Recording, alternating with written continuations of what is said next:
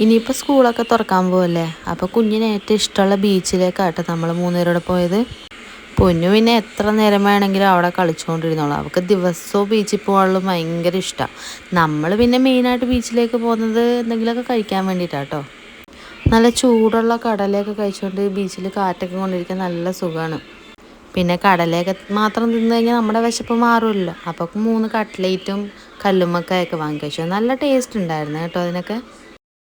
പിന്നെ കുറച്ച് നേരം അവിടുത്തെ കാഴ്ചകളൊക്കെ കണ്ടിട്ട് കുഞ്ഞിനെയും കൊണ്ട് തൊട്ടപ്പുറം ഒരു പാർക്കുണ്ടായിരുന്നു. ആ പാർക്കിലേക്ക് പോയി കളിക്കാൻ വേണ്ടിയിട്ട്. ഇനിയിപ്പോൾ സ്കൂൾ തുറന്നു കഴിഞ്ഞാൽ ഇങ്ങനെയൊന്നും പോകാൻ പറ്റില്ലല്ലോ. ആദ്യം ചെറിയൊരു പേടിയുണ്ടായിരുന്നു, പിന്നെ അതിൽ നല്ല കളിക്കാനൊക്കെ തുടങ്ങി. പിന്നെ നമ്മൾ പാർക്കിലെല്ലാം കയറിയിട്ട് ഇറങ്ങിയപ്പം രാത്രിയായിരുന്നേ.